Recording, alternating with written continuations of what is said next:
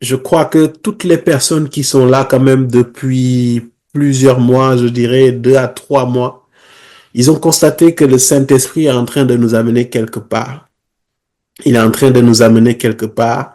Et depuis plus de 3 mois, je dirais, le Saint-Esprit insiste sur la victoire, la victoire, la victoire, la victoire. Donc, ça veut dire que le Seigneur tient tellement à ce que tu aies la victoire en lui qu'il a pris plusieurs mois pour te parler, pour te décortiquer.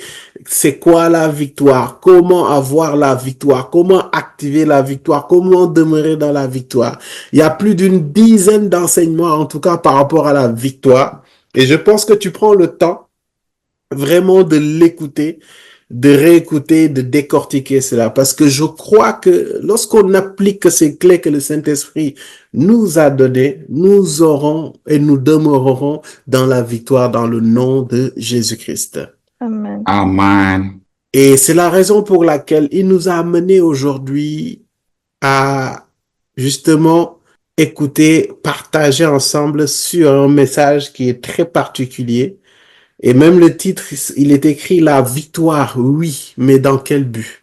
Et vous allez voir que quand je préparais ce temps, ce message, il y a quelque chose de bizarre qui m'est arrivé. Et lorsque des choses bizarres m'arrivent durant mes temps de préparation, ça veut dire que des choses bizarres vont se passer durant l'enseignement. Et on va switcher une mentalité qu'on a. On ne fait pas forcément exprès, mais ça nous bloque. Quand j'ai préparé ce message, pour faire plus simple, vous allez voir que j'ai commencé à préparer le message et j'ai senti subitement une fatigue. Je reconnais ce genre de fatigue. C'est vraiment quand je donne, je suis fatigué. C'est-à-dire quand je reste un bon moment sans dormir et puis je fonctionne. Il y a une certaine fatigue que je sens. Et je suis entré, j'ai préparé, puis je sens cette fatigue. Et en plus de sentir cette fatigue-là, je sens en même temps une lourdeur dans mon cœur. Au début, j'ai dit, mais attends, je suis fatigué aujourd'hui, qu'est-ce qui se passe? Mais plus je prie, plus l'esprit me le remplit, plus je commence à comprendre que maintenant, en fait, c'est pas ma fatigue à moi, en fait. Et le Seigneur me fait comprendre qu'il y a beaucoup de personnes parmi nous qui sont fatiguées. Et cette fatigue-là, c'est pas forcément une fatigue physique. C'est une fatigue émotionnelle et une fatigue, comment je peux dire, spirituelle même, si je peux dire ça comme ça. En fait, c'est des personnes qui sont fatiguées de se battre, fatiguées de leur situation actuelle, fatiguées de chercher quelque chose, de courir derrière quelque chose, fatiguées de produire beaucoup d'efforts et de ne pas avoir de résultats, fatiguées d'attendre quelque chose et de ne pas voir cette chose-là, malgré que ces personnes sont en Christ. Et il y a une autre catégorie de personnes, ce sont des personnes qui ont le cœur lourd. Le cœur lourd parce que ils sont tellement frustrés que ils ont le cœur lourd. Ils sont tellement frustrés que ils n'arrivent plus vraiment à se donner. Ils n'ont plus vraiment cette force-là d'avancer. Et l'enseignement d'aujourd'hui, tu vas me dire, mais où est le rapport entre le titre? Tu verras par la grâce de Dieu. Et l'enseignement d'aujourd'hui, tu vas voir que Dieu va visiter beaucoup de personnes. Et je parle à une très grande catégorie de personnes. Je parle à des catégories de personnes. Tu as une maladie depuis très longtemps. Tu pries pour que cette maladie parte. Tu crois pourtant en Dieu, mais tu ne vois aucun changement. Tu as telle ou telle situation que tu vis. Tu es frustré parce que cette situation ne change pas. Pourtant, tu as l'air d'avoir une vie chrétienne normale. Tu sens une soif en toi, mais tu n'arrives pas à aller à un autre niveau. Et tu es frustré. Ce message est pour toi. Il y a un blocage sur ta vie. Et ça commence à durer. Il y a un blocage dans ta vie. Il y a des blocages dans ta vie. Ça peut être le mariage. Ça peut être le travail. Tout. Et vous allez voir que ce message vient vraiment pour switcher notre mindset, afin que l'on puisse avoir une clé. Et moi, je ne vais même pas l'appeler clé. Je vais l'appeler une manière de faire et une manière de penser qui nous amène en fait à vivre la victoire pleinement. Parce qu'on peut vivre la victoire et puis rechuter. Vivre la victoire et puis rechuter. Mais lorsque tu vas être conscient de ces réalités-là, tu pourras vivre cette victoire continuellement. Et c'est possible, je t'assure. C'est très Amen. possible. Et la finalité, c'est pas seulement que tu aies la victoire seul, mais que tu sois aussi un catalyseur, quelqu'un que Dieu utilise pour procurer cette victoire-là à d'autres personnes. Amen. Amen. Amen. Cette notion de victoire, bien-aimé, ça englobe beaucoup de choses. La victoire pour Agnès ne va pas forcément être la victoire pour Cathy, ne va pas forcément être la victoire pour Marie-Louise. Parce qu'on n'a pas forcément les mêmes combats. En tout cas, si on entre dans le spécifiquement spécifique. Il y en a leur victoire, c'est de se marier, d'arriver à se marier. Il y en a leur victoire, c'est d'avoir une maison, une voiture, un travail, pour d'autres un foyer, pour d'autres un enfant, pour d'autres trouver l'âme sœur, pour d'autres la victoire, c'est arriver à aller dans un pays, voyager. Pour nous tous, on a cette notion de victoire. Ah, j'ai oublié, pour d'autres aussi, la victoire, c'est le fait d'être guéri. Pour d'autres, la victoire, c'est les blessures de l'âme, que ça parte. Mais en fait, il faut que je vous explique que parfois, Dieu ne nous donne pas la victoire. Parce que les raisons pour lesquelles nous cherchons ces victoires ne sont pas bonnes. Dieu ne te donne pas la victoire. Parce que c'est pour cela il dit dans sa parole, vous n'êtes pas exaucés parce que vous demandez mal. Mais là, on ne va pas parler sur la forme, parce que la forme, on a pris le temps de vraiment parler dessus de longueur en largeur. Mais là, on va aller sur le fond des choses. Et j'aime bien ça. J'amène beaucoup les gens à regarder le fond des choses. Parce que nous avons tendance à traiter les choses dans le superficiel au lieu d'aller dans le fond des choses. Et Dieu, en fait, veut que nous ayons la victoire. Ça, c'est vrai. Je vous ai enseigné ça depuis 3 jours ou 3 mois ou plus. Mais cette victoire-là, quand tu l'as, c'est dans quel but? Aujourd'hui, j'aimerais demander à quelqu'un, ce mariage derrière lequel tu cours, pourquoi persistes-tu tant pour te marier? Pourquoi désires-tu tant te marier? Pourquoi? Pourquoi désires-tu tant guérir? Pourquoi veux-tu et aspires-tu tant à ce foyer? Pourquoi aspires-tu tant à ce travail? Pourquoi cherches-tu ceci? Pourquoi cherches-tu cela? Pourquoi tu cours derrière Dieu? Tu t'accroches à Dieu pour avoir ça ou ça ou ça? D'où la question, le mariage, la victoire, oui, mais dans quel but? Ces choses pour lesquelles tu cours derrière, ces choses pour lesquelles tu soupires, tu les veux pourquoi? Tu les veux pourquoi? Est-ce que quelqu'un est en train de se poser ces questions? Amen. Bien aimé, nous courons derrière beaucoup de choses, beaucoup de choses. Et ce qui est extraordinaire, c'est que nous cherchons beaucoup de choses. Et nous croyons que quand nous aurons ces choses-là, nos vies vont changer. Tu cherches un travail. Le travail là, tu cherches ça comme pas possible. Quand tu as le travail là, tu as dit non, le poste là, si je l'ai, non, ça va être extraordinaire. Tu as le poste là, 2 mois après, tu commences à critiquer ce poste, tu commences à te plaindre de ce poste-là. Tu soupires après le mariage. Tu te maries là, tu commences à regarder la personne d'un visage bizarre. Et pourtant, c'est toi qui as jeûné 40 jours, 40 nuits pour te marier. Amen. Je vais même pousser la chose. Je vais même pousser la chose. Mon ami, mon frère, ma soeur, tu veux être délivré des forteresses. Pourquoi veux-tu être délivré des forteresses? Pourquoi veux-tu être délivré des forteresses? Pourquoi veux-tu être restauré du rejet? Est-ce que je parle à quelqu'un? Pourquoi désires-tu ceci ou cela? Est-ce que tu te poses cette question? Je pense pas. Parce que souvent, on est très focalisé sur notre problème. Mais on n'imagine même pas peut-être quand ce problème-là va être résolu dans notre vie. Qu'est-ce que ça va changer? Et dans quel but? Qu'est-ce qui nous pousse? Quelle est cette motivation-là qui nous pousse, qui nous pousse à justement nous battre et d'arriver à cette victoire-là? De prier, de jeûner, de soupirer après Dieu, de nous priver afin que le Seigneur nous donne la victoire.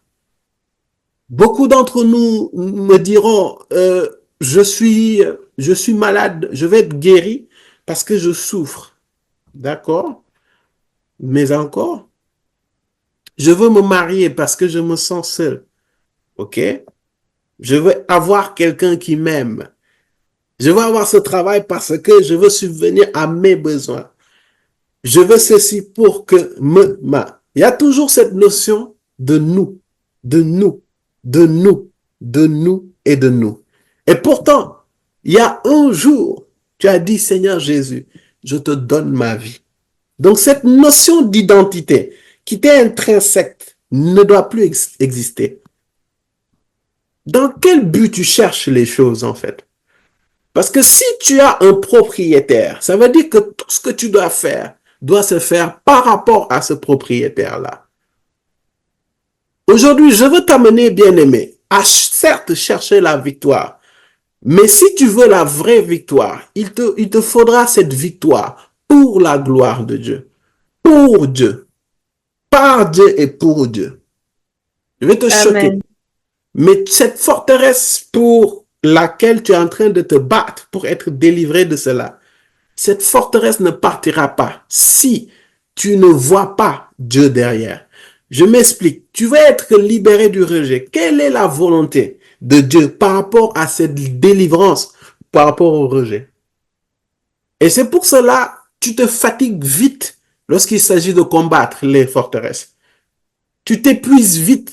Pourquoi? Parce que tes motivations ne sont pas éternelles. Tes motivations, en fait, sont mondaines. Tu veux juste être délivré de ces forteresses pour ton bien-être. Tu veux juste être délivré de ces forteresses-là pour un semblant de confort ici sur terre. Sauf que les choses de la terre passeront. Mais Dieu lui-même ne passera jamais. Donc, tant que Amen. tu as des motivations qui ne passeront pas, les raisons pour lesquelles tu te battras ne passeront pas. Bien-aimé, c'est pour cela que tu vas voir que cette maladie-là, parfois, elle persiste. Parce que tu te vois toi, mais tu ne vois pas la gloire de Dieu, la volonté de Dieu derrière. Il y a quelqu'un ici, Dieu veut te bénir, Dieu veut te guérir. Mais cette guérison-là, c'est pour que lui se glorifie. Dieu sait que s'il te guérit, la proximité que tu avais avec lui, tu ne l'auras plus. Dieu, dans sa grâce, dans sa miséricorde, il préfère te garder sauvé, mais malade, plutôt que guéri, mais qui périt. Mm. Dieu préfère te garder malade, mais près de lui, plutôt que guéri, mais éloigné de lui. Est-ce que je parle à quelqu'un? Amen. Amen. Amen. Il y a quelque chose qui doit changer dans notre paradigme à nous tous. Hein. Je me mets dedans. Pourquoi cours-tu derrière la victoire? C'est la raison pour laquelle on se décourage vite, on se relâche vite. Parce que la vision que nous avons, c'est une vision terrestre. Alors que nous devons avoir une vision céleste et une vision éternelle de tout ce que nous faisons. Je vous assure, tout ce que nous faisons. Même le mariage, ça doit avoir une vision céleste. Cette vision céleste, c'est ce qui va te pousser lorsqu'il y aura des hauts et des bas, que tu demeures, que tu restes, que tu aies de l'espoir, que tu avances, que tu pries, que tu jeûnes, que tu avances encore et encore et encore et encore.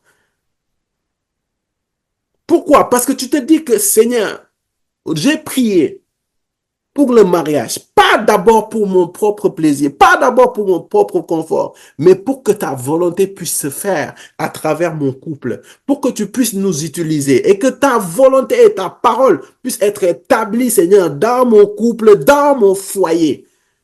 Quel est le but, en fait, de ces choses que tu cherches? Crois-moi, le but, si le but est factice, les résultats que tu auras, ça ne va pas durer. Est-ce que je parle à quelqu'un? Amen. Je vais te choquer, même le travail là. Si dans le travail là, tu ne cherches pas à glorifier Dieu, c'est ce qui fait que ton travail, entre guillemets, de rêve que tu cherches, le jour que tu l'auras, quelques mois vont passer et puis tu vas te lasser. Pourquoi? Parce qu'en fait, il faut que tu te rappelles que tu es né de nouveau. Tu es d'abord esprit. Et l'esprit ne s'assouvit pas des choses de la chair. L'esprit ne se nourrit pas des choses terrestres. L'esprit se nourrit des choses célestes. Et toute chose céleste qui intéresse l'esprit, c'est les choses du Père. C'est à cause de ça, quand tu as ce travail de rêve, malgré un salaire de 6, 7 chiffres, 8 chiffres, tu es quand même frustré. Tu sais pourquoi? Tu es frustré, c'est parce que c'est pas ce pourquoi tu as été créé. Ton but, c'est pas ça. Ça dit Dieu ne t'a pas créé pour un travail. Dieu ne t'a pas créé pour le mariage. Est-ce que tu sais ça? Yes. Ah, ça, mes sisters n'aiment pas entendre ça.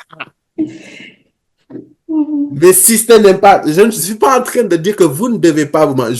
Vous devez vous marier et vous allez vous marier même au nom de Jésus. Amen. Vous n'avez pas le choix. Amen. Et d'ailleurs, prochainement, il faut qu'on fasse un talk show là. On va parler des cheminements, des fiançailles, du mariage. Vous poserez toutes les questions que vous voudrez par rapport à ça. Et nous répondrons cela avec Maman Cindy par la grâce de Dieu. Amen. Amen. Mais vous n'êtes pas créé pour le mariage.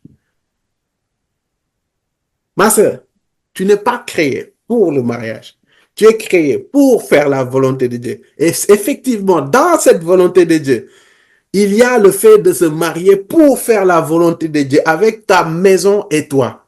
D'où le fait, ma maison et moi, nous servirons l'Éternel. Amen. Amen. Mais tu vas voir que si tu te maries dans le but que tu es quelqu'un qui t'aime et tout ce qui va avec, tu vas être frustré. Parce que ton être, en fait, ne se nourrit pas de ça. C'est un plus, c'est une grâce, c'est une bénédiction que Dieu rajoute. Mais c'est pas ça ton but.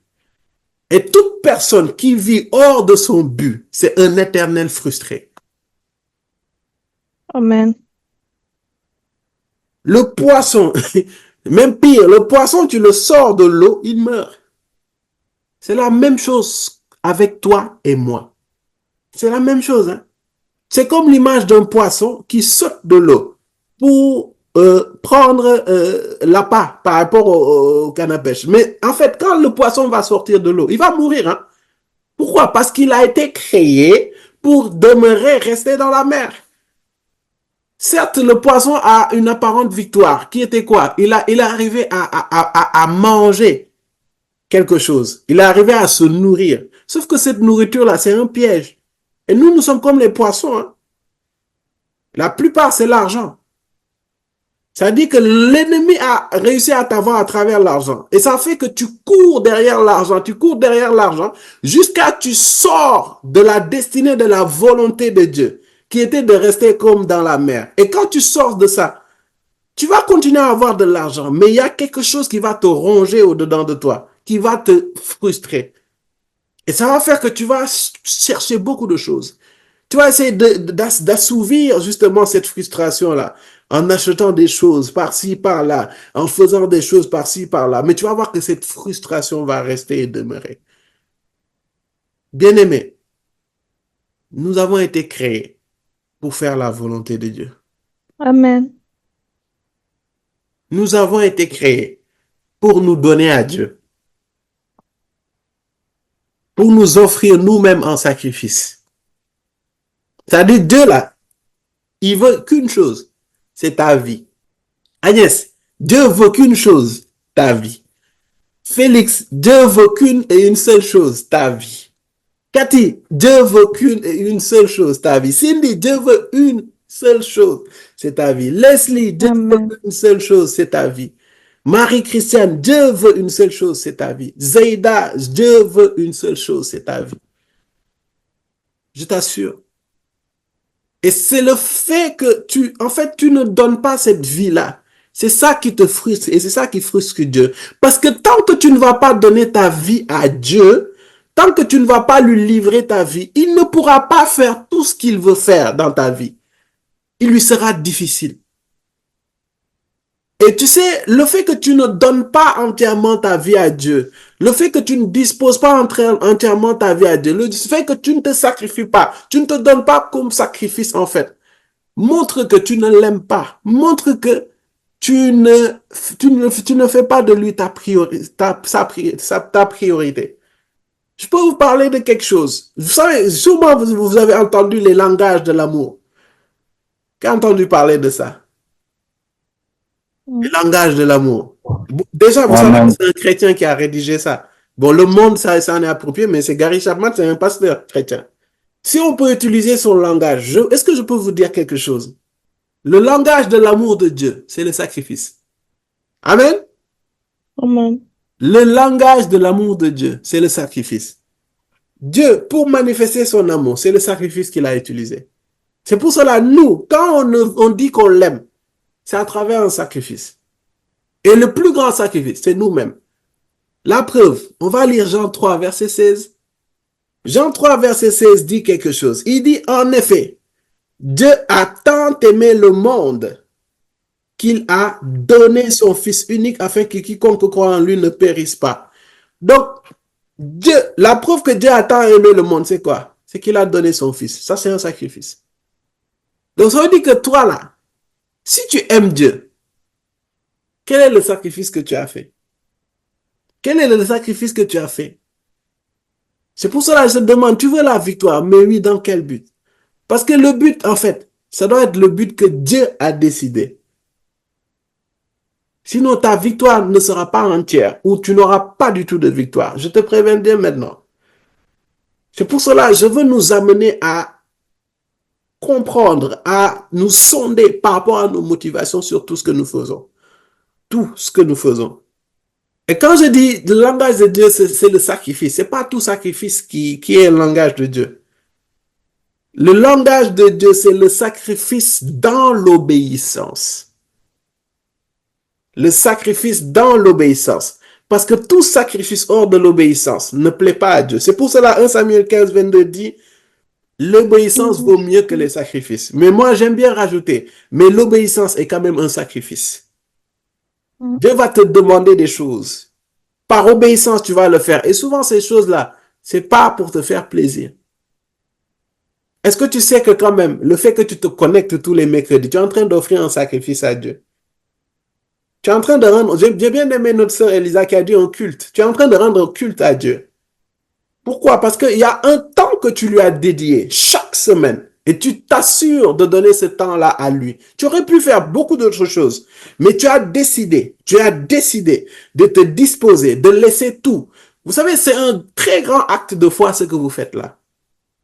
Parce que tu as des problèmes à régler. Mais tu dis, Seigneur, je laisse tout et je me concentre sur toi. Je me focalise sur toi. Je m'attends à toi. Amen. C'est un acte de foi. Prier, c'est un acte de foi. Tu as toute la journée, tu fais des choses, tu as des problèmes à régler, tu laisses tout. Tu te dis, Seigneur, today, it's you and me. C'est toi et moi pendant 1 heure, pendant 2 heures, pendant 3 heures. Tu laisses tout et tu te focalises sur lui. C'est un acte de foi, c'est un sacrifice. Maintenant, il y a toujours cet amalgame-là des chrétiens qui disent, non, dans la grâce, il n'y a pas de sacrifice. Hey! Dieu même est même plus exigeant dans la grâce. Parce que le type de sacrifice qu'il demande, c'est pas la même chose que les sacrifices que dans l'Ancien Testament, il faisait. Amen. Amen. Donc, il faut que tu payes le prix, mon ami. Le prix de la victoire, c'est que derrière aussi que tu payes le prix. Le prix de la victoire, c'est que derrière, que tu cherches la volonté de Dieu au lieu de chercher ta volonté à toi. Tu veux de l'argent, tu veux être riche, tu veux être prospère, c'est très bien. Mais dans quel but? Si c'est pour toi, juste avoir de l'argent, être dans un semblant de confort, c'est pas le bon but. Si tu veux être riche pour la gloire de Dieu, pour être utilisé par Dieu à travers tes finances, ça c'est de bonnes raisons. Et Dieu va te rendre riche. J'espère que vous savez que Dieu veut que nous soyons riches et prospères. Amen. Et je prie et déclare dans le nom de Jésus que tu prospéreras au nom de Jésus. Amen. Et je proclame et déclare dans le nom de Jésus qu'il n'y aura point d'indigents dans le ministère Jésus mon refuge. Amen. Personne ne sera laissé en marge. Amen. Des prospères et des prospères, des plus que prospères seront élevés dans ce ministère au nom de Jésus. Dis-moi que je parle, donne-moi 3 vibrants amen dans le nom de Jésus. Amen. Amen. Et alors que je parle sur la base de cette parole que tu viens de capter avec foi, que tes finances soient débloquées au nom de Jésus. Amen. Soient débloquées au nom de Jésus. Amen. Que tes finances soient débloquées au nom de Jésus. Amen. Je déclare qu'il n'y aura jamais de pauvres au milieu de nous. Jamais au Amen. Mais pour la gloire de Dieu. Yes. Dieu ne veut pas que tu sois riche pour que tu marches sur les autres, pour que tu regardes les autres de haut. Non. Dieu veut que, à travers tes finances, que tu puisses le glorifier, que tu puisses faire avancer son œuvre. Bien-aimé, quels sont tes buts? Est-ce que tu ne penses qu'à toi ou est-ce que tu penses au royaume de Dieu? Beaucoup d'entre nous, ils sont ici, ils sont frustrés. Tu sais pourquoi? Parce que Dieu voit que tu es égocentrique. Tu ne penses qu'à toi. Tu ne penses qu'à te servir de lui au lieu de le servir. Tu ne veux pas donner ta vie à sacrifice. C'est ça le problème. C'est pour cela que cette maladie persiste. C'est pour cela que cette situation persiste. Bien-aimé, la vie chrétienne est faite aussi de sacrifices, est faite aussi de sueur. C'est pour cela que j'aime bien ce passage. Je ne l'ai plus en tête la référence, mais qui dit de travailler à notre salut. Travailler. Travailler. La vie chrétienne, tu dois prendre ça au sérieux. C'est pas quelque chose qui vient des envies. Il faut que tu travailles. Il faut que tu sois sérieux. Il faut que tu te donnes.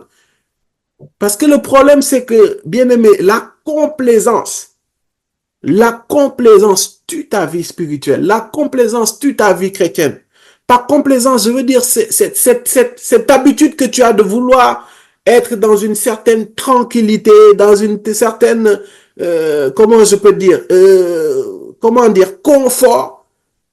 Ne pas vouloir mouiller le maillot pour Christ. Ça là, c'est l'un des meilleurs moyens pour amener un blocage. Merci pour le passage. Philippiens 2, verset 12. Qui peut lire pour nous?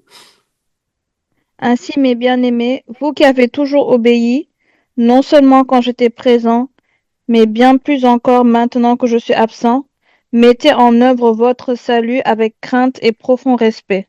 Mettez en œuvre cette version. Mais de travailler.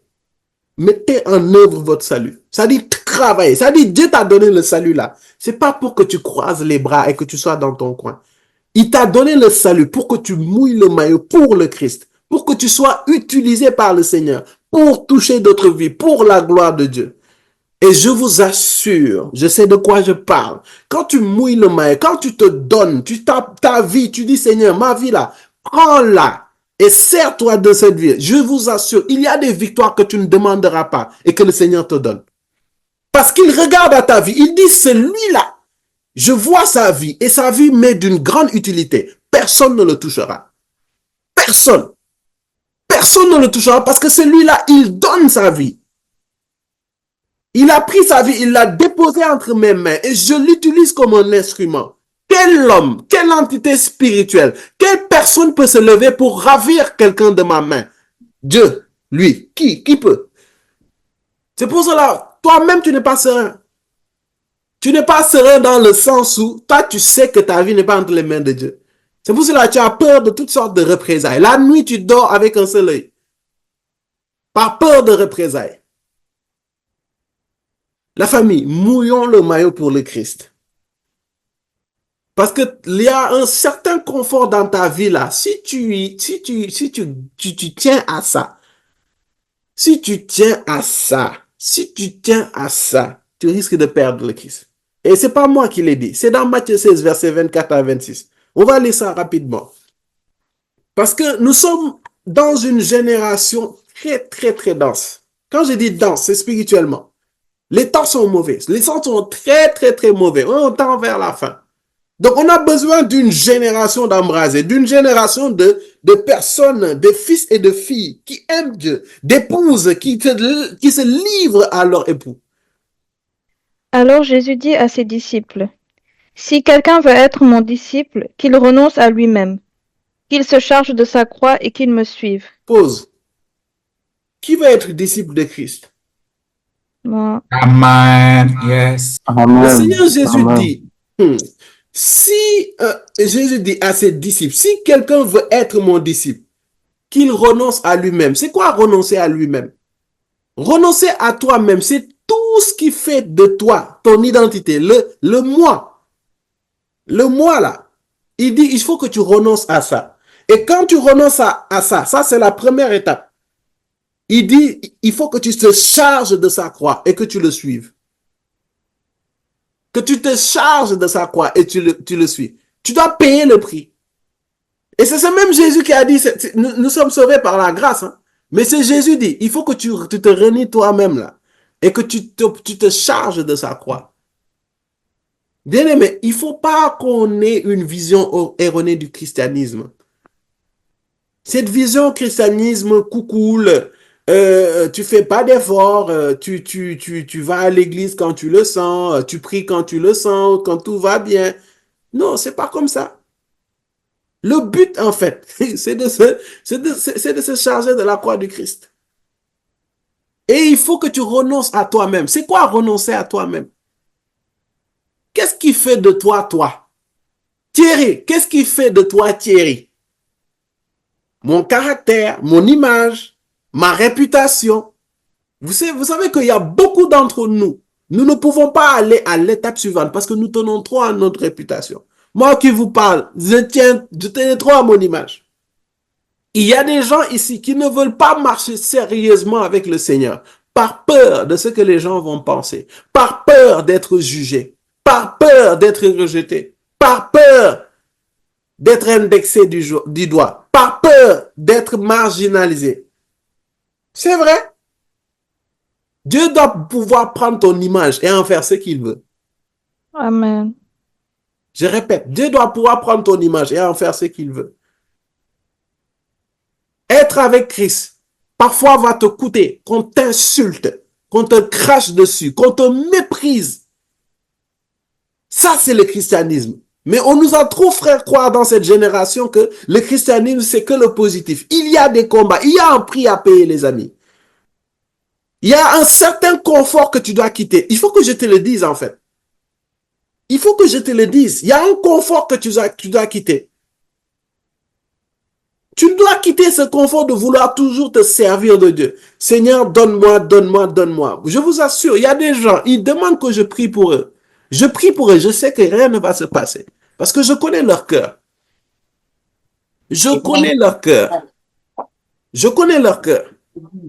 Mais il y a des gens, quand ils me contactent, prie pour moi, je sais que ça va se décanter. Et ça se sent même à ma manière de prier. Ça se sent même à ma manière de prier. Pourquoi? Parce que je sais que ces gens-là bouillent le maïs, ils se donnent pour le Seigneur. Je suis d'accord, il y a la grâce, c'est vrai. Mais ne faisons pas d'amalgame.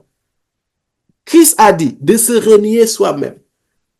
Toutes tes ambitions, ton image, tes sentiments, ta personnalité, toutes ces choses-là qui ne sont pas de Christ, qui ne sont pas en rapport à la volonté de Dieu. Le Seigneur Jésus demande de renier ça. Victoire, oui. Victoire, oui. Dieu veut nous donner la victoire. La semaine dernière, nous avons tous crié ici.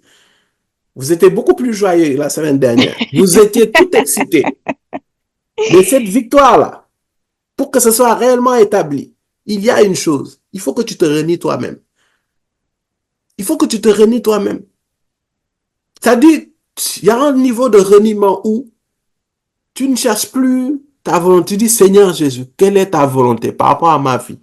Le travail, quelle est ta volonté? Dans quel travail veux-tu que j'aille? Dans quel pays veux-tu que j'aille? Qu'est-ce que tu veux que je fasse? Comment tu veux que je le fasse? C'est quelqu'un qui est tellement intime avec le Christ qu'il ne cherche que sa volonté. Que sa volonté. C'est Jésus-Christ qui le dit. C'est lui qui veut être mon disciple, qu'il renonce à lui-même, qu'il se charge de sa croix et qu'il me suive. Tu sais pourquoi le Seigneur Jésus fait ça? C'est pour t'éviter ce qui suit. Le verset 25. En effet, celui qui voudra sauver sa vie la perdra. Celui qui voudra sauver sa vie la perdra. Mais celui qui la perdra à cause de moi la retrouvera. Les amis, Dieu veut pas qu'on perde notre vie. Celui qui veut sauver sa vie. Vous savez c'est quoi sauver sa vie? Dans ce mot grec-là. C'est quelqu'un qui préserve sa vie, qui met ça en réserve, qui ne veut pas qu'on touche. En gros, ce sont les personnes qui ne veulent pas être persécutées, qui ne veulent pas être touchées, qui ne veulent pas qu'on les griffe ou quoi que ce soit, qui ne veulent pas qu'on leur parle mal. C'est les personnes qui ne veulent surtout pas de persécution, qui ne veulent surtout pas, en fait, qu'on les touche, qu'on leur fasse quoi que ce soit. En fait, ils tiennent à leur confort. Et il dit que ces types de personnes-là, parce qu'ils veulent sauver leur vie, ils la perdront. Dieu veut que tu gagnes la vie éternelle. Par sa grâce, certes, Mais c'est pas en sauvant ta vie. Les amis, il y a un prix à payer. Je suis très sérieux. En fait, là, je suis en train de parler à des personnes. C'est la chose qui te manquait pour switcher, aller à une autre dimension. C'est la chose qui te manquait pour que ta vie change complètement. C'est la chose qui te manquait pour être complètement délivré. C'est la chose qui te manquait pour la récompense que Dieu a prévue dans cette saison. C'est la chose qui te manquait pour que cette frustration-là, qui est continuellement en toi, parte une bonne fois. Ton âme est frustrée parce que ton âme ne fait pas ce pourquoi Dieu l'a créé. C'est pour cela que tu sens une frustration en toi. Tu es frustré. Pourquoi? Parce que tu ne fais pas ce que Dieu attend de toi. Parce que tu préserves trop ta vie. Tu préserves trop ta vie. Il faut que tu prennes ta vie, tu donnes ça en sacrifice. À Jésus, bien sûr. On donne pas ça à un homme. On donne ça à Jésus. Donc ça veut dire que toi, actuellement, Jésus, le Seigneur Jésus doit pouvoir venir et te dire, fais ceci, tu le fais. Quoi qu'il en soit. Je dis bien Jésus-Christ, hein, pas un homme. Parce qu'il y a des manipulateurs aussi. Il faut qu'on soit clair par rapport à ça. Pas aller dans des assemblées et dire, non, quand c'est pas, ne fais pas. C'est Dieu, si Dieu dit, tu fais. C'est pour cela que j'aime Paul. Il dit les douleurs, les combats, les difficultés qu'on a là, dans le présent, ne sont rien par rapport aux récompenses qu'on aura. Pourquoi? Parce que le gars, il a tout vécu. Il a perdu sa vie, mais il avait l'assurance. Jusqu'à il a dit, je ne sais pas si je dois partir ou je dois rester. Tellement il était conscient qu'il a donné sa vie et que sa vie là, il ne peut plus le perdre. Pourquoi? Parce que sa vie, il l'a mis entre les mains de Jésus. Si Jésus garde ta vie là, qui peut prendre cette vie là? Comment ta vie peut te perdre? Lui qui est le chemin. Tu donnes ta vie au chemin. Comment ta vie peut se perdre? Comment? C'est pour cela, il te faut, c'est pas naturel, hein? C'est pas naturel. Nous, naturellement, on veut notre confort. Pourquoi? Parce que la chair aime bien ce qui lui fait plaisir. On ne veut pas, qui aime ici qu'on le gifle ou bien qu'on l'insulte? Qui aime se faire insulter? Naturellement. Personne. Mais il y a un travail qu'il faut faire. Il y a un travail qu'il faut faire. Mais il faut d'abord être conscient et le désirer. Afin que lorsque viendront les épreuves, lorsque viendront les persécutions, lorsque viendront les représailles, que tu demeures ferme. Pourquoi? Parce qu'en vrai, ta vie même là est en Christ. Donc quand les gens vont t'insulter, oh, ils vont te dire ceci, oh, à cause du Seigneur Jésus-Christ, je tiens bien. Ça va rien te faire. Pourquoi? Parce que tu le fais par rapport au Père qui t'a dit de faire. Tu es en train de parler à une nouvelle génération, une nouvelle dimension de chrétiens. Parce qu'il est important que tu comprennes ça, parce que les temps viennent, je te le dis, les ténèbres sont déchaînées. Tout chrétien qui n'est pas ferme, qui n'est pas bâti sur le roc, il va être amené. Ça, je te le dis aujourd'hui, une bonne fois pour toutes. Tout chrétien superficiel va être balayé. Ça, je te le dis. Tout chrétien superficiel va te... Et j'ai bien peur que ça va commencer. Est-ce que je peux le dire? J'ai bien peur que la prochaine décennie, vous allez être choqués de comment l'Église va switcher. Vous allez voir le monde dans l'Église à une dimension extraordinaire. Et si tu n'es pas basé sur le rocher, tu verras. Tu vas être surpris d'être un type de chrétien informe, difforme. Toi-même, tu es même perdu, tu ne sais pas. Parce que les temps là qui vont venir là, la prochaine décennie, tu vas voir. Tu diras que je te l'ai dit. C'est pour cela, dès maintenant, il faut que nous travaillions à demeurer dans le rocher. Il faut que nous travaillions à être profond, enracinés en Christ même. Et ça là, ça commence par un renouvellement de l'intelligence. Parce que je t'ai dit tout à l'heure, naturellement, tu ne peux pas te donner à Dieu. Naturellement, tu ne peux pas aimer ce manque de confort là. Tu veux dormir, Dieu te dit réveille-toi, prie. Tu te réveilles, tu pries. Tu veux avoir la paix, Dieu te dit oh, mets-toi à part. Parce que quand on dit se sanctifier, c'est se mettre à part. Il te dit mets-toi à part. Il y a tant que tu dois laisser. Va, fais ça, fais ci. C'est-à-dire, Dieu, tu vois qu'il te prend dans un groupe, il te prend dans un environnement et il te met à part. Mm. C'est pour cela qu'il dit, si la graine ne tombe et ne meurt, il ne portera pas de fruits. Si tu ne tombes et ne meurs, tu n'auras pas la victoire. Si tu ne tombes et tu ne meurs, tu n'auras pas la victoire. C'est pour cela que j'aime trop. Le passage de Romains 12, 1, 2 le traduit trop bien. Romains 12, 1, 2 dit quoi? Dans le passage, il est écrit, je vous encourage donc, frères et sœurs, par les compassions de Dieu, à offrir votre corps comme un sacrifice vivant, saint, agréable à Dieu. Dieu nous demande de nous offrir un sacrifice. C'est même Dieu là qui nous a sauvés. Lui l'agneau. C'est pour ceux qui disent on est dans la grâce. Pourquoi on se sacrifie? C'est moi qui l'ai dit. Mm. Ici, on parle de la Bible. Et rien que de la Bible. Mais de quel sacrifice s'agit-il? Et puis, c'est pas... Les sacrifices ne se valent pas. Il y a un sacrifice qui est bon. Il y a un sacrifice qui est agréable. Il y a un sacrifice qui est parfait. Bon, de vous à moi, je nous conseille de traiter d'abord ce qui est bon et après agréable. Parfait là, on va laisser ça plus tard. OK? Amen. Amen. Donc Dieu dit quoi? Je vous encourage par les compassions de Dieu à offrir votre corps comme un sacrifice vivant, saint, agréable à Dieu. Et je veux dire à quelqu'un ici, parfois tu sens vraiment que tu es peiné à cause du Christ. Dis-toi que c'est bon ou agréable à Dieu. Si tu l'obéis. Si par obéissance tu es dans cette situation, c'est que tu es agréable à Dieu. Parce qu'il y a un prix à payer, les amis. On veut la victoire, mais on ne veut pas le prix de la victoire. On veut la gloire, mais on ne veut pas le prix de la gloire.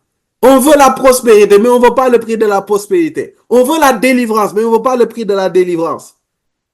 Et vous allez voir la suite, il est écrit quoi? Ce sera de votre part un culte raisonnable. Donc, imagine, toi, tu te sacrifies, on dit c'est raisonnable. C'est-à-dire, c'est ce qui est normal. Je relis. Ce sera de votre part un culte raisonnable. Et après, il continue, il dit quoi? Ne vous conformez pas au monde actuel, mais soyez transformés par le renouvellement de l'intelligence, afin de discerner quelle est la volonté de Dieu, ce qui est bon, agréable et parfait. Donc Dieu, lorsque tu viens à lui, tu te donnes à lui, il renouvelle ton intelligence et il te permet de connaître la volonté de Dieu, ce qui est bon, ce qui est agréable et ce qui est parfait. Et ça fait que quand tu discernes la volonté de Dieu dans tout ce que tu fais et que tu obéis, ça active un sacrifice dans ta vie. Et ce sacrifice-là, c'est ce qui monte vers le Seigneur. Est-ce que quelqu'un me comprend? Amen. Amen. Capacité à obéir à Dieu va produire ta capacité en fait à offrir des sacrifices. Et dans la volonté de Dieu, il y a ce qui est bon, il y a ce qui est agréable et il y a ce qui est parfait. Maintenant, ta capacité à obéir à la volonté de Dieu qui est bonne va faire que tu vas faire un sacrifice qui est bon. Parfait, parfait. Agréable, agréable. C'est pour cela, dans tout ce que tu fais, même dans ta quête de victoire, même dans ta quête de délivrance, cherche la volonté de Dieu. Dans tout ce que tu fais, demande, Seigneur Jésus, quelle est ta volonté? Est-ce que quelqu'un veut faire cela à partir de maintenant? Amen. Seigneur, je travaille, mais dans ce travail, quelle est ta volonté? Seigneur, je te sers, mais dans le service, quelle est ta volonté? Seigneur, je suis dans le ministère, je suis mon refuge. Mais dans le ministère, mon refuge, quelle est ta volonté concernant ma vie? Est-ce que je suis fait juste pour venir être un spectateur, un consommateur, un chrétien boulimique? Oui, tu sais que spirituellement, tu peux devenir un boulimique. C'est-à-dire, tu es un chrétien, tu viens, tu t'assois, tu ne fais qu'écouter, écouter, écouter, écouter. Tu es nourri spirituellement. Tu manges, tu manges, tu manges, tu manges, tu manges, mais jamais tu ne vas redonner ces choses-là que tu as reçues aux autres. Jamais tu ne vas aller évangéliser. Jamais tu ne vas aider quelqu'un à marcher avec le Seigneur. Jamais tu ne vas accompagner quelqu'un. Toutes ces choses qui ont été un dépôt pour toi vont faire que tu es lourd spirituellement. Et c'est ce qui fait aussi qu'il y a des frustrés ici. Tu pries, tu pries, tu pries, tu médites, tu médites, tu médites. Mais tout ce que tu as emmagasiné, toute cette présence, cette onction de Dieu qu'il a déversée en toi, tu gaspilles ça. Pourquoi? Parce que tu ne vas pas après vers les autres, annoncer l'évangile, parler de Christ, accompagner quelqu'un, encourager quelqu'un, exhorter quelqu'un. Le peu que tu connais, c'est la solution de quelqu'un dans son problème. Amen. Et parfois, oublie tes problèmes. Je te dirais même souvent, oublie tes problèmes et va vers l'autre. C'est un sacrifice qui est agréable à Dieu. Tes temps de prière, tes temps de jeûne, tes temps de méditation, tes temps de service ne sont pas vains. C'est un sacrifice qui est agréable à Dieu. Pourquoi? Parce que tu as discerné la volonté de Dieu et tu obéis à ça. Mais tant que tu vas suivre le confort, ce qui te fait plaisir, ce qui ne te fait pas stresser. Tout à l'heure, j'ai parlé à une de mes filles et elle me disait, oui, j'ai une opportunité, mais c'est stressant. Je lui ai dit, écoute, ma fille, je vais te conseiller. Si tu cherches à vivre sans le stress, je crois que tu ne vas rien faire, quoi. Parce que des opportunités pour stresser, pour avoir des épreuves, il y en aura toujours. Il y en aura toujours. Soit tu combats ce stress, tu fais face à ce stress, tu le terrasses, tu avances, soit tu te laisses bloquer par ce stress. Notre génération, nous aimons la complaisance. Et c'est encore pire dans le Seigneur. Et on oublie quelque chose. Qui sait que nous sommes le temple du Saint-Esprit? Non, cette phrase-là, il y a des cousins, ils aiment trop cette phrase-là. Nous sommes le temple du Saint-Esprit. Qui connaît ce passage-là? Le temple du... Il y en a, c'est des... Nous sommes le temple du Saint-Esprit. Ça là, la phrase là, je l'ai entendue. Ah Seigneur. Nous sommes le temple du Saint-Esprit. Je peux te dire quelque chose. Est-ce que je peux te dire quelque chose? Toi aussi, tu es calme aujourd'hui. Yes, avance. Tu es le temple du Saint-Esprit, non? Amen. Yes. Est-ce que tu sais qu'il n'y a jamais de temple sans autel? Et il n'y a jamais d'autel sans sacrifice. Amen. Amen. Amen. Amen. Il n'y a jamais de temple. Lorsqu'on parle de temple, on parle de temple parce qu'il y a un autel. Mhm. Aïe. On oublie l'autre. On dit, nous sommes le temple du Saint-Esprit. C'est vrai, c'est très vrai. Mais nous sommes le temple du Saint-Esprit. Pourquoi? Parce que nos vies sont des autels pour le Seigneur ou pour d'autres esprits. Et c'est pour cela les entités spirituelles se battent pour habiter nos corps. Parce que nos corps sont des temples dans le spirituel. Nous sommes les seuls êtres sur la terre qui avons la capacité de communiquer entre le monde physique et le monde spirituel et d'abriter une entité spirituelle. Et pas seulement que ça, l'homme a cette capacité de donner de la force et de la puissance à cette entité spirituelle qu'il habite. C'est pour cela que les démons veulent tout faire pour entrer dans le corps de l'homme. Parce que les démons qui ont été avilis par le Seigneur, les démons qui ont été dépouillés par Christ, savent qu'en se cachant, en se substituant à l'homme, ils peuvent reprendre un peu de force qui leur a été dépouillée. J'avais dit que je n'allais pas entrer dans le profondeur parce que vous n'avez pas soif. Donc, il faut que je m'arrête là. Donc, tu es le temple. J'ai pas allé. Il ne faut même pas activer ta caméra. Non, non, non. Le temple, tu es le temple du Saint-Esprit. Ça veut dire qu'il y a un autel dans ce temple-là. Amen. Il n'y a pas de temple sans autel. Et quand on parle d'autel, c'est quelque part où il y a un sacrifice. Et ce sacrifice-là, son objectif, c'est de donner ce sacrifice-là pour l'entité spirituelle auquel est attaché cet autel-là. Nous sommes le temple du Saint-Esprit. Donc, tout sacrifice que nous faisons, c'est un sacrifice qui montre au Père. Et ce sacrifice doit être bon, agréable et parfait. Maintenant, la question que je te pose, y a-t-il quelque chose qui brûle dans l'autel de ta vie? Qu'as-tu à offrir à Dieu? Qu'as-tu à offrir à Dieu? Le plus grand sacrifice que tu puisses lui donner, c'est ta vie. 1 Corinthiens 6, verset 19 à 20, pour le temple du Saint-Esprit.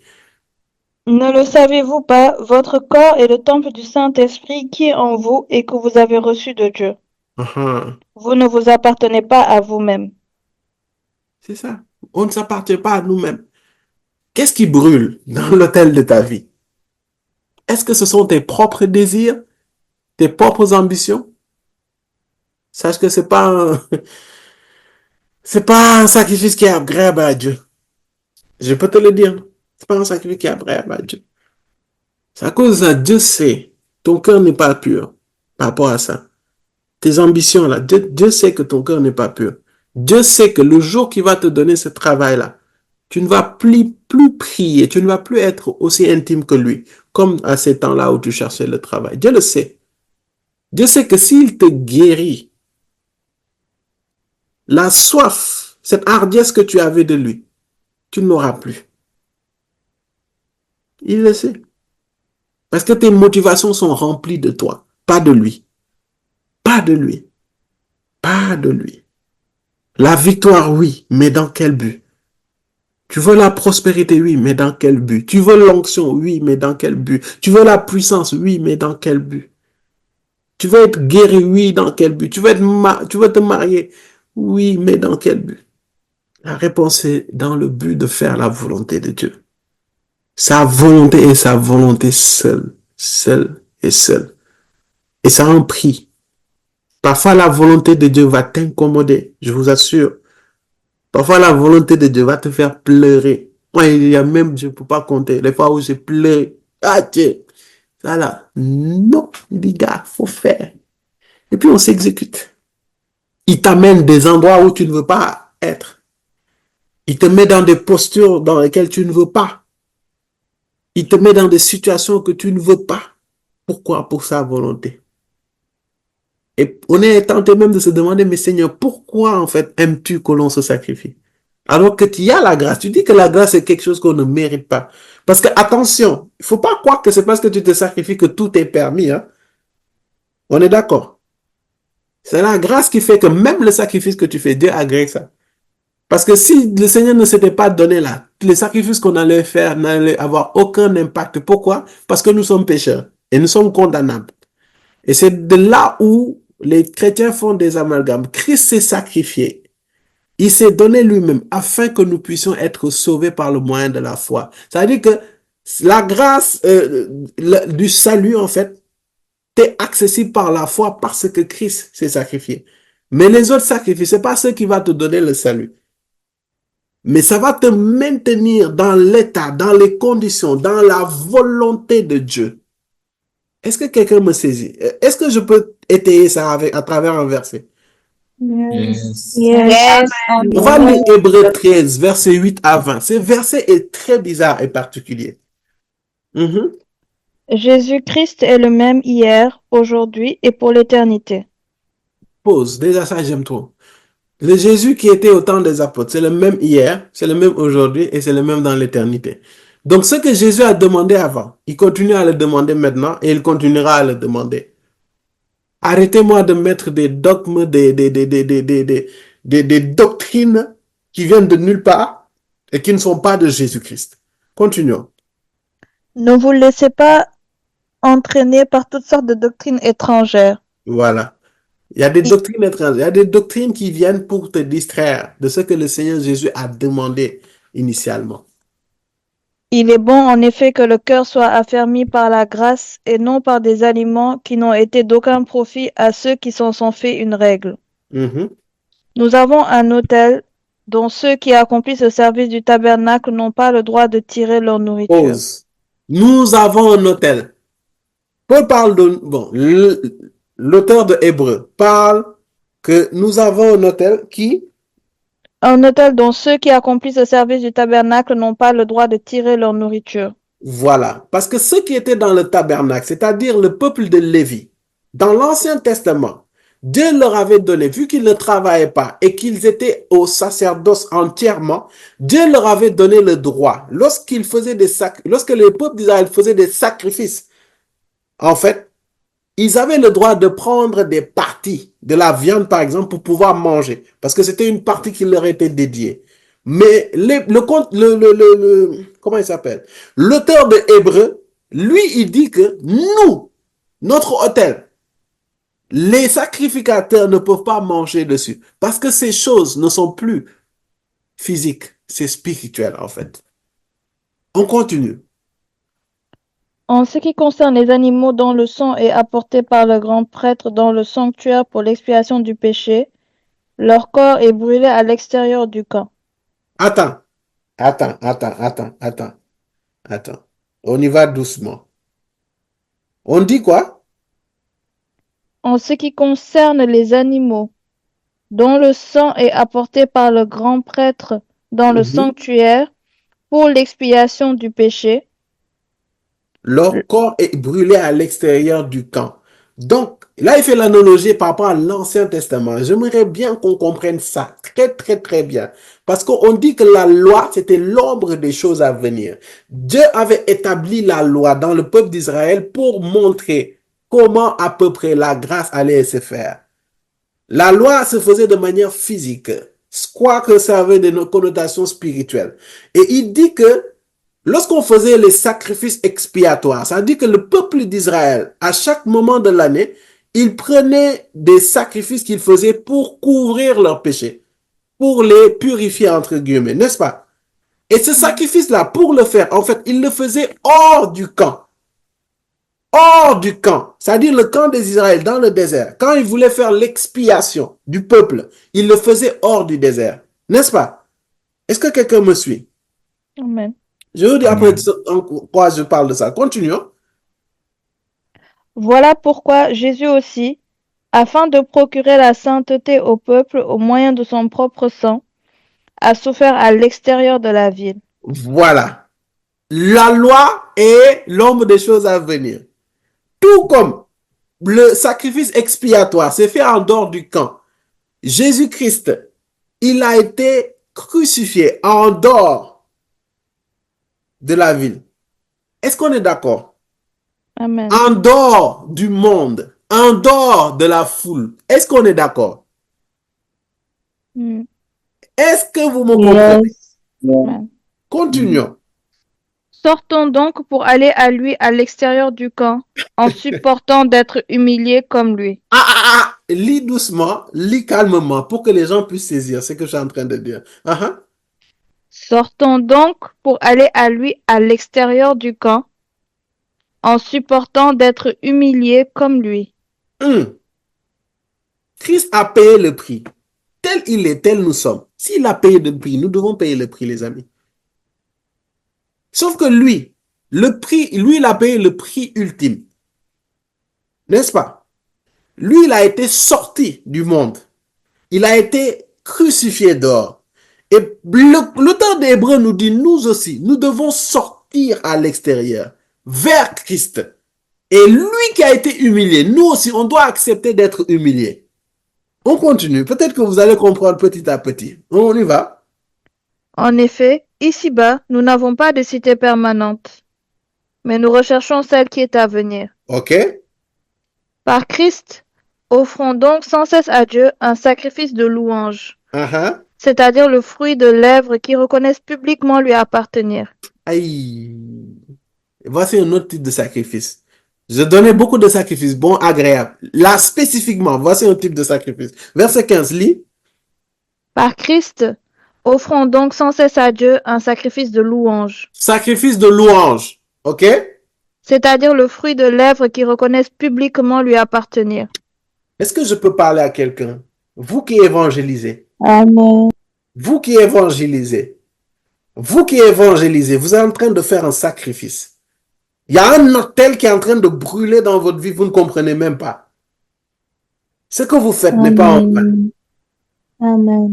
Il dit, il dit, tout comme Christ est sorti, il s'est sacrifié. Nous aussi, nous devons sortir vers Christ et accepter d'être humiliés.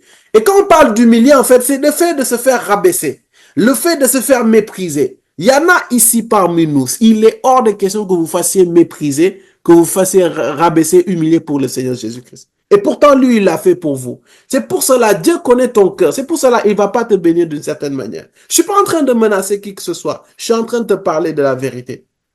Il y a un certain niveau de bénédiction. Dieu ne va pas atteindre ça avec toi. Pourquoi? Parce qu'il connaît ton cœur. Ton amour reste. C'est pour cela que Dieu nous donne la grâce de l'aimer entièrement. Amen. C'est notre prière à nous tous. Amen. Amen.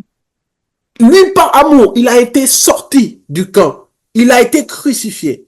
C'est pour cela, nous, par amour, il faut qu'on accepte de sortir du camp. Et sortir du camp, c'est sortir de la foule. Parfois, suivre Christ te fera sortir au milieu de tes amis, au milieu de ta famille, au milieu de tes collègues, au milieu de. Mais en tout cas, le camp, il faut que tu sortes et que tu vas vers Christ. Parce que Christ ne se trouve pas dans le monde. Christ ne se trouve pas dans la foule. Christ ne se trouve pas dans le camp. Si tu veux aller vers lui, il faut que tu sortes du camp. Amen. Il faut que tu sortes de ce confort. Il faut que tu sortes de cette complaisance. Il faut que tu sortes de cette paresse. Il faut que tu sortes de ce péché. Il faut que tu sortes de... Que le Seigneur nous donne de l'aimer. Amen. Amen. Parce qu'il faut vraiment aimer Dieu pour accepter de se faire humilier. Amen. Amen. Il faut vraiment aimer Dieu pour lui donner un sacrifice de louange. Comment? Comment? On dit le fruit de lèvres qui reconnaissent publiquement lui appartenir. Est-ce que tu assumes ta foi en Christ? Est-ce que tu l'assumes? Est-ce que tu l'assumes? Est-ce que quand tu es au milieu des autres foi, confessions, tu l'assumes?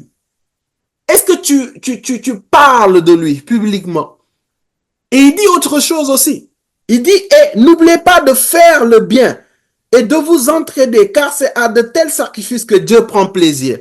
Donc Dieu non seulement attend de nous que l'on parle de Christ publiquement, mais Dieu veut aussi que l'on fasse du bien, que l'on s'entraide. Est-ce que tu fais du bien autour de toi? Est-ce qu'on s'entraide?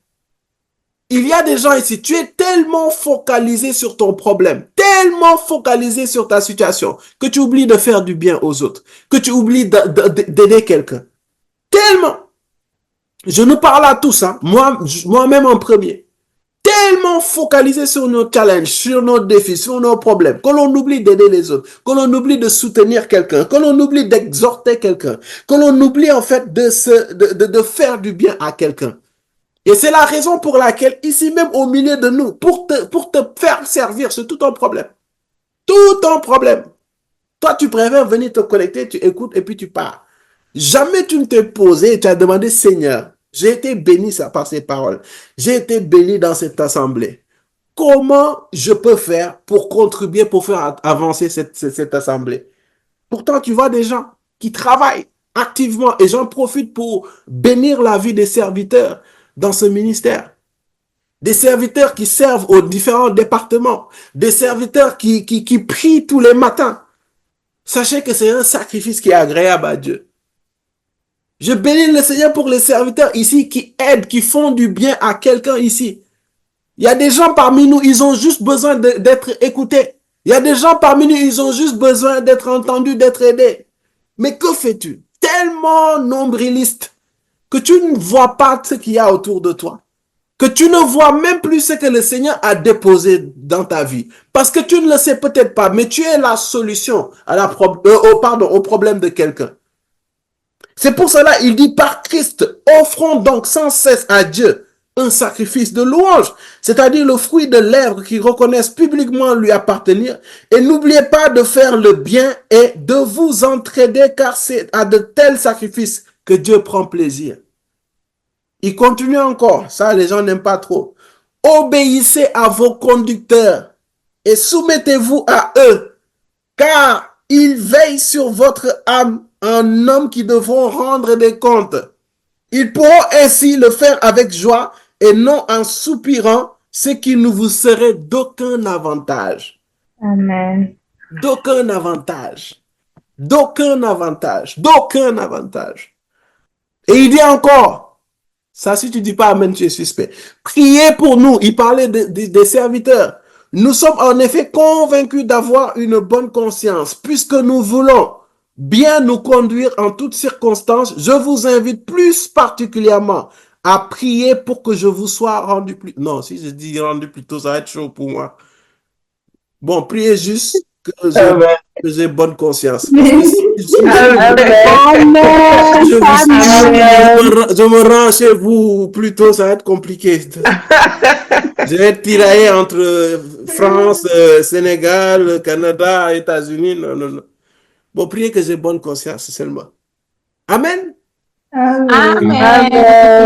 Amen. Après, il dit, le Dieu de la paix a ramené d'entre les morts notre Seigneur Jésus, devenu le grand berger des brebis grâce au sang d'une alliance. Vous allez voir, tu vois, le Seigneur Jésus nous a amenés vers le Seigneur et dit qu'il vous rend capable de toutes bonnes œuvres pour l'accomplissement de sa volonté. Donc, c'est même Dieu qui nous a amenés vers le Seigneur. Il dit de faire toutes bonnes œuvres pour l'accomplissement de sa volonté. Frère, faire la volonté de Dieu, ça nous coûte de payer le prix. En fait, ça te préserve. Il faut de la sueur, entre guillemets, pour faire la volonté de Dieu et rester, demeurer dans cette volonté de Dieu. C'est pour cela, tes temps de prière, tes temps de jeûne, tes temps de méditation, tes temps de service, ça te préserve. Ça te préserve. Et tu ne le fais pas par mérite, tu le fais par amour. Et parce que tu le fais par amour, c'est guidé par l'obéissance de la volonté, de ce que Dieu attend de toi. C'est pour cela, il y a quelqu'un ici qui est frustré. Il y a quelqu'un ici, sa situation ne change pas. Le Seigneur vient te donner une clé.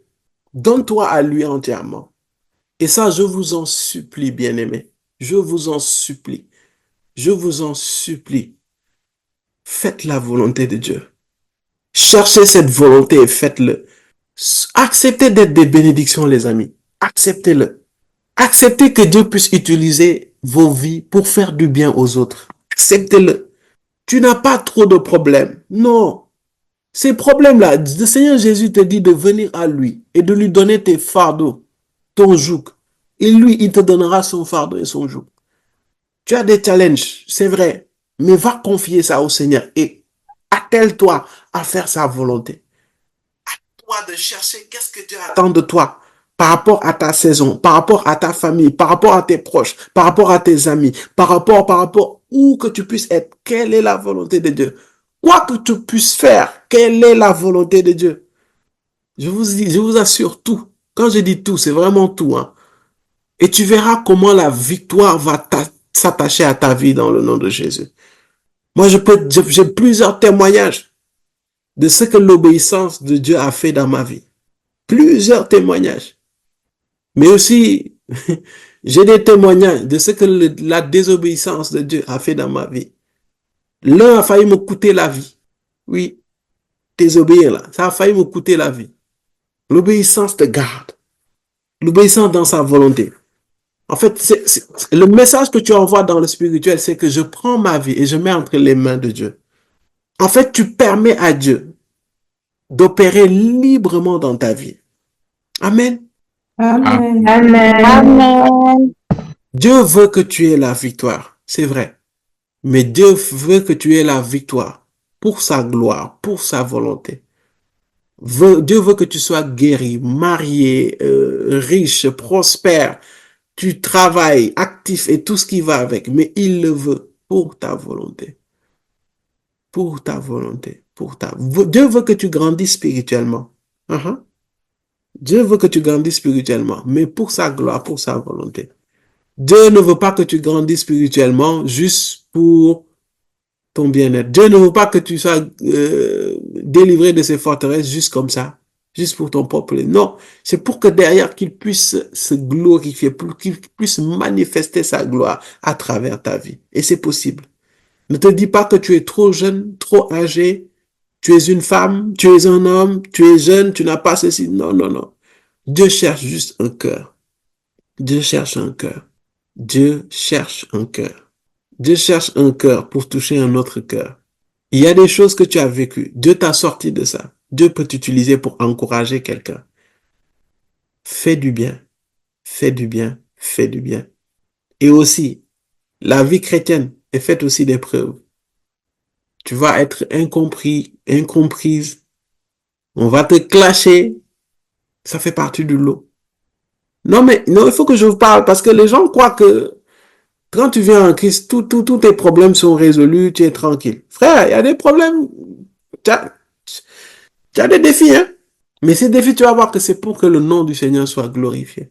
Tu vas être incompris, tu vas être rejeté, tu vas être persécuté. Ça fait partie du lot. Amen. Moi, je crois qu'il y a quelqu'un qui a reçu réponse à sa question. Et il y a quelqu'un, tu cherches des gens pour t'aimer et tout. Mais toi, qu'est-ce que tu as à donner? Est-ce qu'à un moment, tu t'es demandé, Seigneur, de quoi as-tu besoin? Comment puis-je te servir? Comment puis-je te faire plaisir? Comment puis-je faire quelque chose qui soit bon, agréable à toi? La famille, tu sais, quand tu te donnes à Dieu, ta vie devient tellement un sacrifice. C'est-à-dire, ta vie dégage tellement un feu dans l'autel que rien ni personne ne peut te nuire. Je vous assure, c'est possible. Je vous assure. Je vous assure. Je vous assure, c'est possible. C'est comme ça, quand je chasse les démons là, vos programmes, vous vous rappelez là, il y a un esprit effronté. Il y a dit, toi, je vais te faire du mal. Je riais. Je vais te faire du mal. Frère, je suis gardé. Je ne sais pas vous, mais moi, je suis aimé de Dieu. Je le déclare et je le sais. Je le vis. Et si c'est ton cas, dis-le pour toi. Je suis aimé de Dieu. Je suis aimé Je de suis Dieu. aimé Je de suis Dieu. aimé de Dieu. Donc, tu es sincèrement aimé de Dieu. Tu es très aimé de Dieu. S'il te plaît, ne laisse pas les situations te faire croire que Dieu ne t'aime pas ou Dieu n'est pas présent. Non, s'il te plaît. Dieu t'aime. Je t'assure, Dieu t'aime. Mais c'est juste qu'il y a quelque chose, c'est qu'il y a une certaine capacité que tu as à te donner à lui qui n'est pas encore suffisante. Il y a encore des domaines de ta vie, voilà, auxquels tu tiens en fait. Et tu ne lui as pas entièrement donné. Du coup, le sacrifice que tu devrais lui donner n'est pas entier en fait. Et ça l'empêche d'agir comme il veut dans ta vie. Moi, je ne suis pas en train de dire que je me suis donné entièrement, je suis un sacrifice. Mais quand même, il y a des prix que j'ai eu à payer et que je continue à payer et que je prie pour que le Seigneur continue à faire. Parfois, mes prières, c'est Seigneur, tout ce qui me bloque pour me donner en sacrifice, enlève ça. C'est à cause de ça, ces temps-ci, en tout cas, je paye le prix. Et les prières, c'est dangereux. Hein? Amen. Que Dieu aussi vous amène là-bas. Amen. Hein?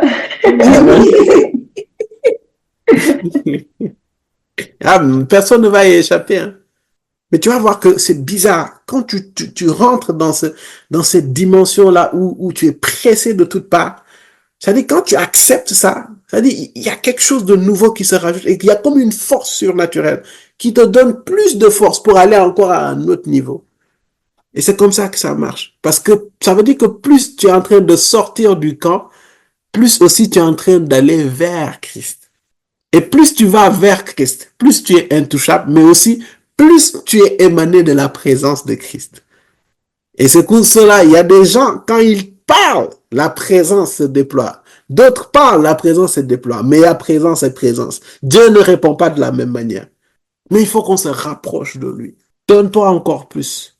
Mais tu le fais par amour. Hein? Si tu ne le fais pas par esprit de mérite. C'est ça qui motive en fait ce sacrifice. Par obéissance, par amour. Est-ce qu'on se comprend? Amen. Et nous allons prier. Et vraiment, nous allons prier sur la base de Hébreux 13 du verset 20 à 21.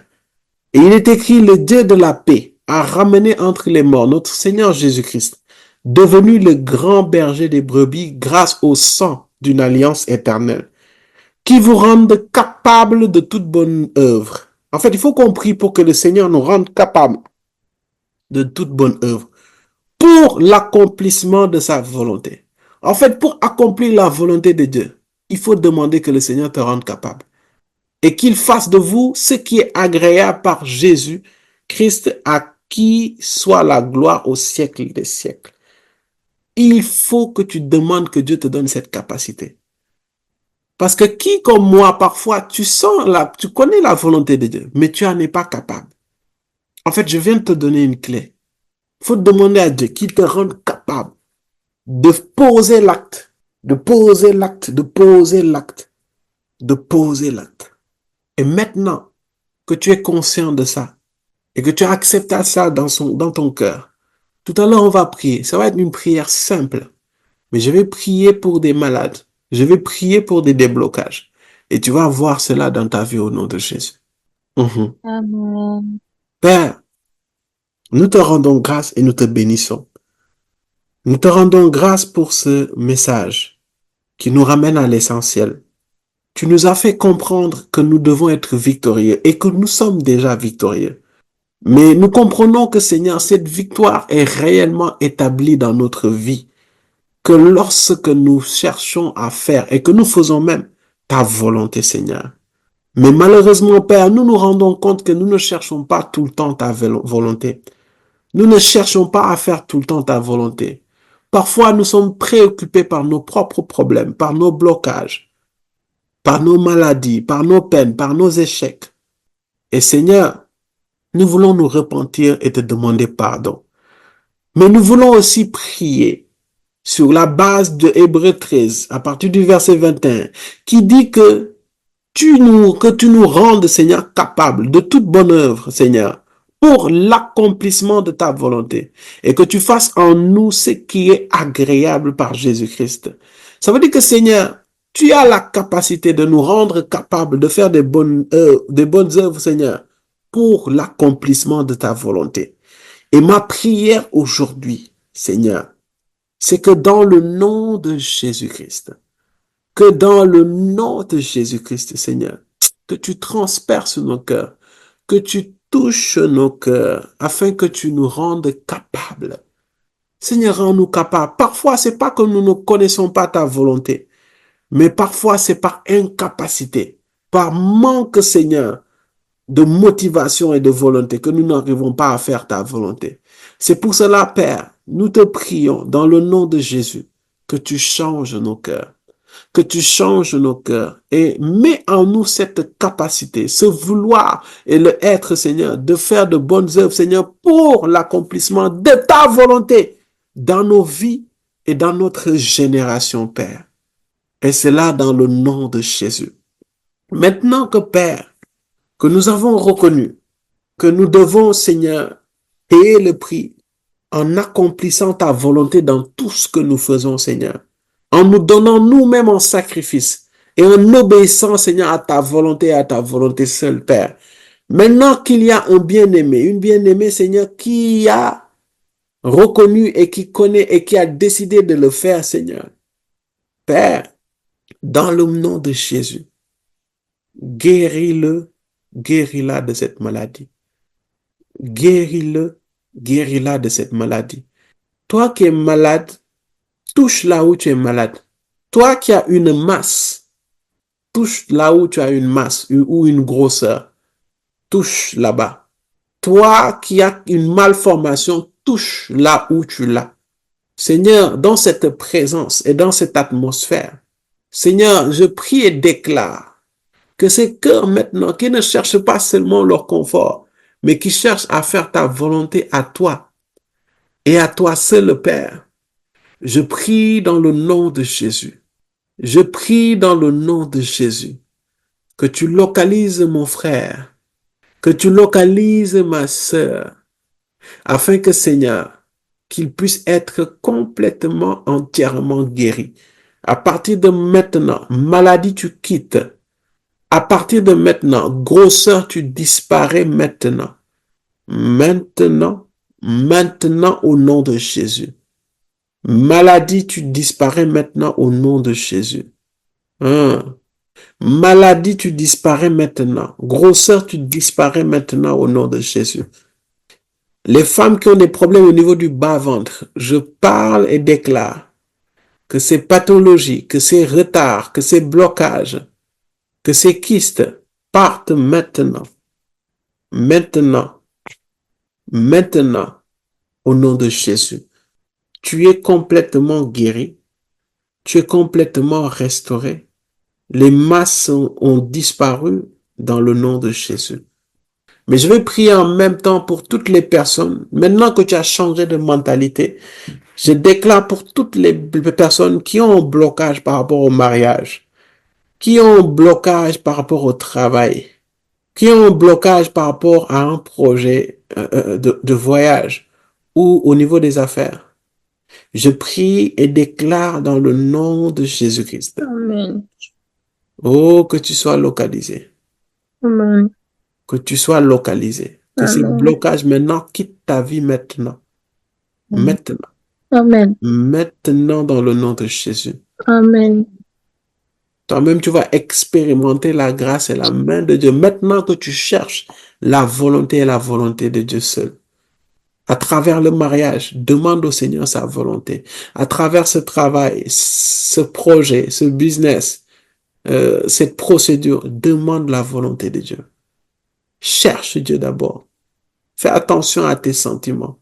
Et je prie que ce déblocage se fasse dans le nom précieux et puissant de Jésus. Amen. Toi qui es oppressé, que ce soit dans les rêves, je déclare et proclame au nom de Jésus que tu es délivré dans le nom de Jésus. Ces esprits n'auront plus d'ascendance sur toi. Ils n'auront plus de victoire sur toi au nom précieux et puissant de Jésus-Christ. Amen, amen, amen.